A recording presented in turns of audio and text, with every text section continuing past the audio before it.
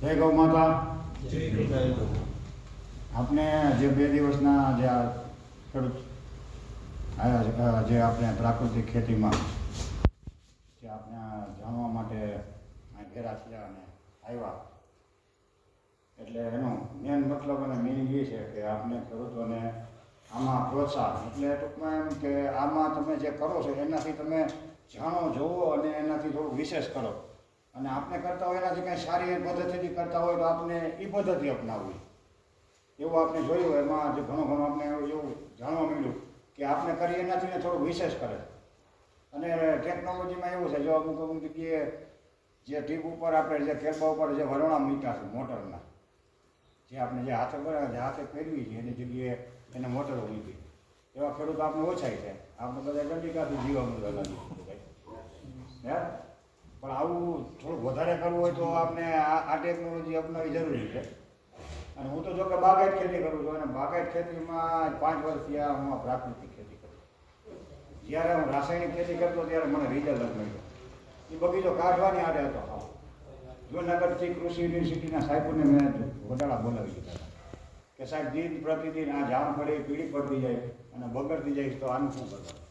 પછી એને મને અહીંથી માટી લેતા હો, પછી એના મૂળિયા લેતા હો, એવું બધું મેં જૂનાગઢ કૃષિ યુનિવર્સિટીમાં એવું બધું પહોંચાડીને એની મેં બધી આખી પૃથ્થકરણ કરાવી, લેબોરેટરી કરાવી, છતાં રિઝલ્ટ નથી કર્યું. અને એના ચાર્ટ અને એના નિયમ મુજબ મેં બધા ખાતરો વાપરી લીધા હતા. જે આપણે વોટર સોલ્યુબલ ખાતર આવે, રાસાયણિક આવે, બધા એને મને કીધા મુજબ મેં વાપર્યા, છતાં એને મને રિઝલ્ટ નથી મળ્યું. પછી એ બધી છોડી અને આખું બંધ કરી દીધું. અને પછી જીવામૃત, ગાયનું છાણિયું ખાતર પાથરી દેવાનું દર વર્ષે, અને જીવામૃત ચાલુ રાખવાનું, દર પાણીએ જીવામૃત પીવડાવવાનું. આવા બધા પ્રયોગો કરી અને અત્યારે મારે જે બગીચો છે ને એની પુષ્કળ સફળતા મળી. આજની તારીખમાં મારો બગીચો જોવો ને ફૂલ ગ્રીનરી વાળો થાય. તમને એમ લાગે કે આ વસ્તુ તમે આવું આ હતું નહીં કેમ બનાવી દીધા. અને ગમે ત્યાં જમીન હાથેથી તમે ખોદો ને તો પહોંચી જમીન આવો. કોઈને જોવું હોય તો ત્યાં રૂબરૂ સેપરેટ આવજો. આપણો બગીચે ખારેક અને ડ્રેગન ફ્રૂટ અને જામફળનો બગીચો છે. એમાં ટોટલી 12 વીઘામાં આપણે પ્રાકૃતિક ખેતી કરી. સાહેબે જોઈ ગયા છે, સાહેબ જોયું. અને મારા ફ્રૂટનો તમને એ વિશેષ કહું કે ફ્રૂટ નામથી વેચાય. ગમે તે આપણે જ્યાં જામનગર મોકલ્યું, અમદાવાદ મોકલ્યું, નામથી ફ્રૂટ વેચાય.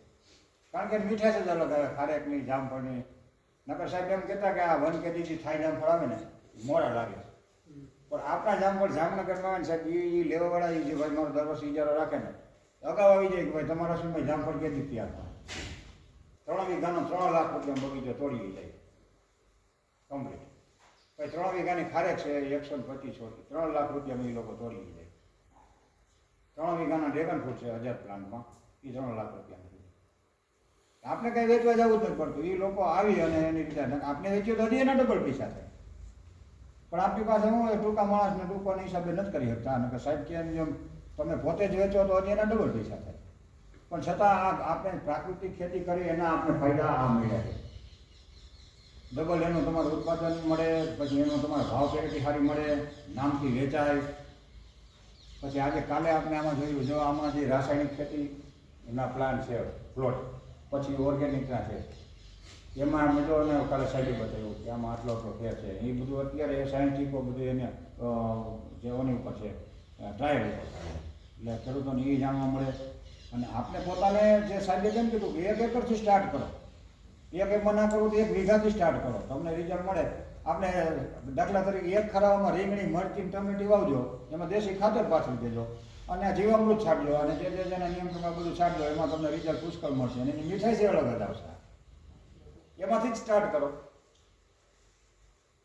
એ બધું કરવું જરૂરી છે. અને આ સાઈડ પર આટલા ખર્ચા કરે છે સરકાર, અને આપણે આ પ્રાકૃતિક ઉપર ખેડૂત, આપણે 5 ખેડૂતને બીજાને જે આપણે શું કરાવીએ, 5 ખેડૂતને બીજાને આપણે વાળી લઈ આવો, સમજાવો. જેમ હાથા માથાનો તહેવાર હોય, દ્વારકા જાવ, એની બદલે આપણે મોડલ ફાર્મ ઉપર જાવ. હું સાહેબ સોલાપુરથી જાઉં બગીચા જોવા, ખેતી જોવા. પછી આમ પાલનપુર, ડીસા, આમ છત્તીસગઢ, રાયપુર, ગીરમાં, બધે કચ્છમાં સારી ખેતી હોય, સારું કરતા હોય ત્યાં જવાનું, જોવા જવાનું. એમાં ટાઈમ ભલે ગમે એવો, એ જરૂરી છે આપણામાં. આવતા દિવસોમાં એમાં જવું જરૂરી છે કાયમ માટે. ભલે આપણે